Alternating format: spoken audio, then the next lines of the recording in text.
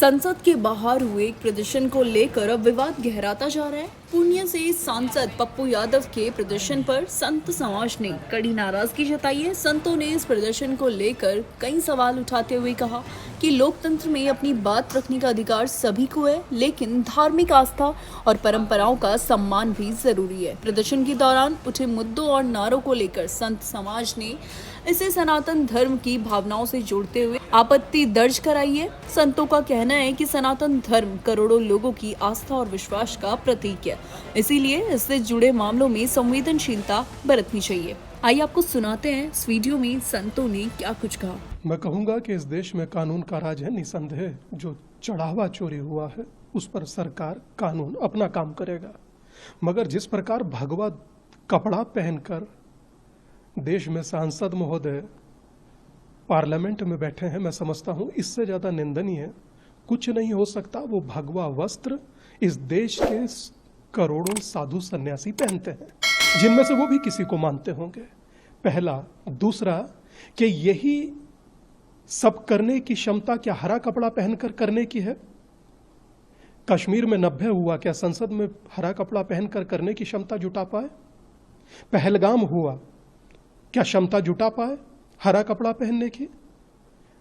बांग्लादेश में नरसंहार हुआ, क्या पप्पू यादव जी हरा कपड़ा पहनकर प्रपंच करने का, नाटक करने का, षड्यंत्र करने का साहस जुटा पाएंगे? मैं समझता हूं, लिख कर देता हूं, नहीं जुटा पाएंगे।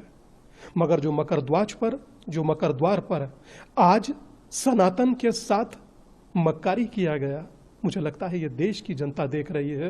राम माफ करेंगे या नहीं करेंगे ये तो राम जाने, मगर राष्ट्र माफ नहीं करेगा, या मैं लिख कर दे सकता हूं। 100 करोड़ लोगों की आस्था का आज भी केंद्र है भगवा, जिसे पहनकर आपने प्रपंच किया और समूचे विपक्ष ने इस पर तालियां बजाई। कुछ लोग हंसे और मुझे लगता है कि नेता प्रतिपक्ष उसमें चंदा डालकर आए। ये देश भूलेगा नहीं, हमेशा याद रखेगा। इस देश में भगवा का सम्मान हुआ है, मगर देश की सबसे बड़ी पंचायत में आज अपमान होते देखा। मैं इसका खंडन, मैं इसको निंदनीय, मैं ये कहूं कि इसको निंदा करने जैसा भी नहीं समझता। मैं शर्मिंदा हूं कि मेरे देश का विपक्ष भगवा को इतना सम्मान दे रहा है। बहुत शर्मनाक है। राहुल गांधी और कांग्रेस समर्थित सांसद पप्पू यादव दोनों अपराधी प्रवृत्ति के हैं, और जब भी मौका मिलता है उनकी यह अपराधी प्रवृत्ति, उसका भोंडा प्रदर्शन बार बार होता है। जिस तरह से आज पप्पू यादव संत बने, उसका वेश धारण किया, और राहुल गांधी ने जिस शर्मनाक तरीके से उनको पैसे दिए और राम मंदिर में जो अनियमितता हुई है उसको जिस प्रकार से प्रचारित करने का प्रयास किया है, वह बड़ा दुर्भाग्यपूर्ण है। पप्पू यादव हो या राहुल गांधी हो, समाजवादी पार्टी, इन सबकी मानसिकता हमेशा से राम विरोधी रही है। राम मंदिर न बन सके इसके लिए इन सब ने एड़ी से चोटी तक का जोर लगाया है।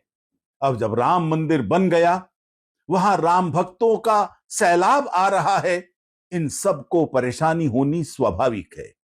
इसलिए बार बार इस तरह का भोंडा प्रदर्शन करके ये हिंदू आस्थाओं को अपमानित करना चाहते हैं। हिंदू इनको माफ नहीं करेगा, देश के साधु संत इनको माफ नहीं करेंगे। रावण की तरह से इन्होंने संत का वेश धारण करके हिंदुओं की आस्था को अपहरण करने का प्रयास किया है। ये अक्षम्य अपराध है।